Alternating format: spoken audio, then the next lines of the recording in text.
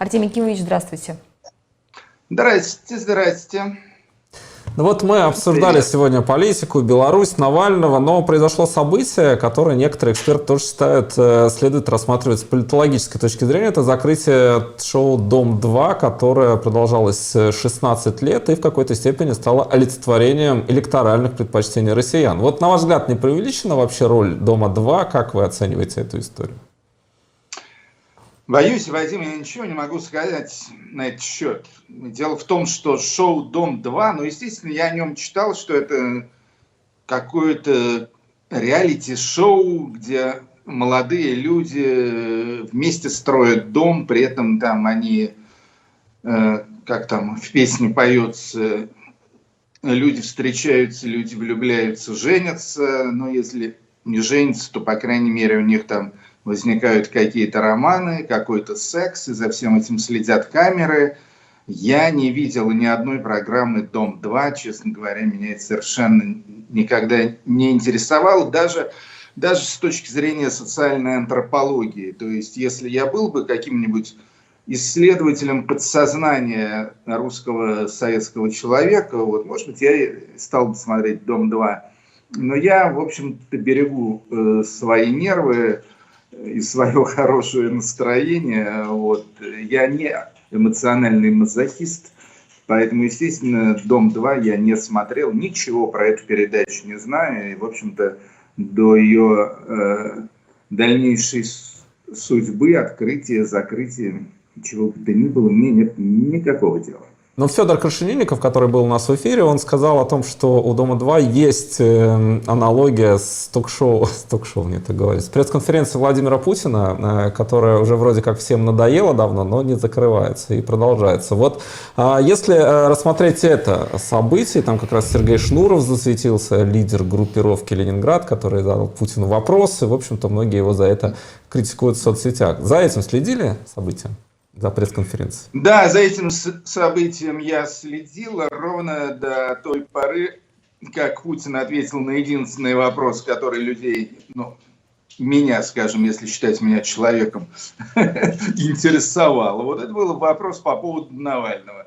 Я выслушал ответ Путина, касающийся отравления Алексея Навального, вот после чего, опять же, исключительно из соображений собственного комфорта и не мазохистичности, вот, я это убогое зрелище вырубил. Вот. Но потом прочел еще какие-то отчеты и понял, что вырубил я это все по делам, потому что ничегошеньки интересного Владимир Путин за эти 4 часа не сказал. Вот, но опять же, если не считать истории с Навальным. То есть все только об этом и упомянули, да, а всякие эти его, значит, хвастания и обещания, ну, естественно, никто давным-давно этому не верит. Ни в России, ни за границей. Так что все это можно спокойно пропускать мимо ушей и не париться. Ну, вот эта пресс-конференция, она была такой же, если не брать во внимание формат, который был изменен там и так далее, она была по содержанию, на ваш взгляд, такой же, как и предыдущие, или что-то изменилось? Поскольку наши эксперты, которые выходили к нам в прямой эфир после пресс-конференции Путина, они говорили о том, что было ощущение какой-то финальности, возможно. Кто-то говорил, я цитирую, было ощущение, что президент России забил на все, и поэтому таким образом отвечает на вопросы как-то даже небрежно. Вот что, вот какие у вас послевкусия, если так можно выразиться? Я не сказал бы, что Путин отвечал на вопросы небрежно, он отвечал на вопросы старательно. Более того, я уверен, что 80-90% этих вопросов были заранее обговорены.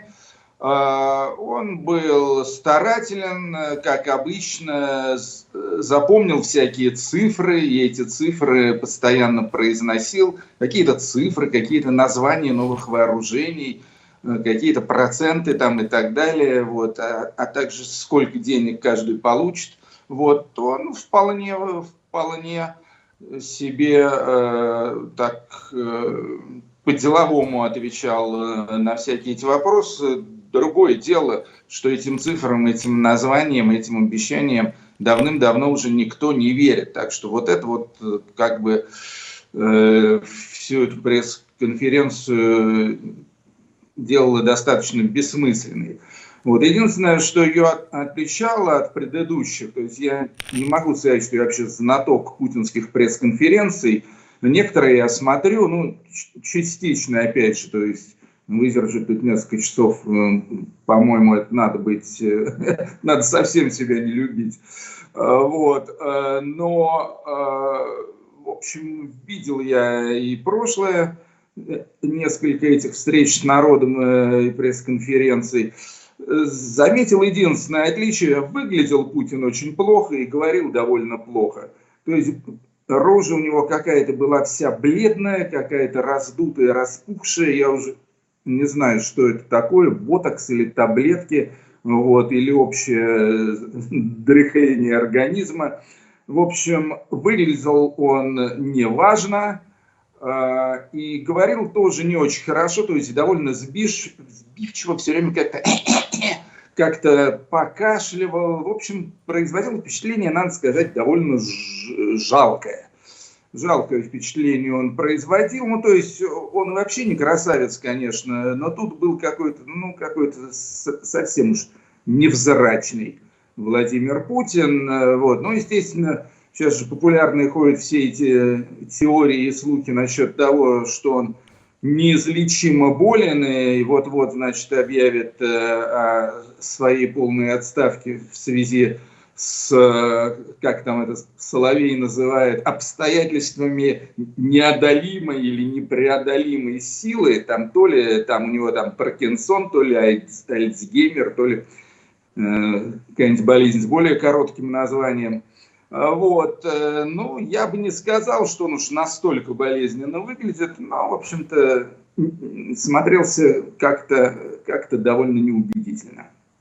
А Шнур, вот что это было, на ваш взгляд, выступление Сергея Шнурова? Ну, если вы читали о его вопросе, потому что в интервью Юрию Дуде он говорил, что спросит у Путина совсем не то, что в итоге спросил, когда такая возможность появилась. Ну, я не знаю, как вы относитесь к Сергею Шнурову. Я отношусь к Сергею Шнурову довольно равнодушно. Вот. Я не считаю его каким-то видным деятелем ни культуры музыкальной, ни культуры медийной. Вот. Сергей Шнуров очень ушлый парень. Я знаю его очень хорошо, очень давно. Абсолютно циничный, в меру талантливый. Сейчас он, по всей видимости, решил, значит, поскольку музыкальная карьера у него как-то явно зашла в тупик, и группа «Ленинград», ну, в общем, зациклилась на каких-то неудачах, и решил он сделать, значит, себе карьеру то ли политическую, то ли медийную. В качестве такой фигуры он, естественно, пользуется некоторыми шансами. Вот в данном случае задал вопрос Путину. Что за вопрос был, я уже не помню. То есть я скорее помню преамбулу, когда он сказал, что самый козырный вопрос я оставлю другим по поводу Навального.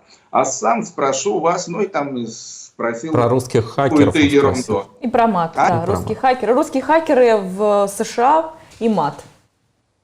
Два Понятно. вопроса. Да, ну, прям скажем, не самые животрепещущие вопросы. Вот. Ну, по поводу мата, естественно, это он просто схватился за свой старый конек. Вот. Ну, по поводу хакеров я уже даже и не помню, что это было такое. Вот. На самом деле, единственное маломальски важное, что Путин за 4 часа сообщил городу и миру, вот, это, значит, по поводу Навального. Когда он сказал, что никакого расследования не было, что это просто слив, значит, информации, собранной американскими спецслужбами. Вот. И поскольку касается он Навального и проходил через Навального, то, соответственно, очевидно, что Навальный сам является агентом американских спецслужб. Вот. И тут, естественно, есть парочка интересных вещей. Но одна — это то, что все заметили, а именно то, что он не сказал, что это ложь. Он сказал, что это, значит, информация, полученная американскими спецслужбами. То есть в каком-то смысле он даже это дело подтвердил, что американские спецслужбы, ну, понятное дело, ЦРУ, там какие-нибудь АНБ, организации, профессиональные организации, мощные. Вот если они сливают какую-то информацию, в общем-то, законно предположить, что информация справедливая.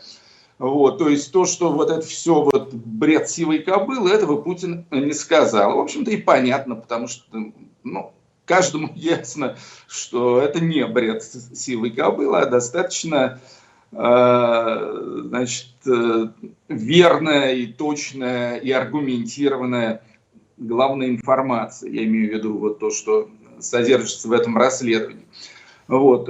Это заметили все.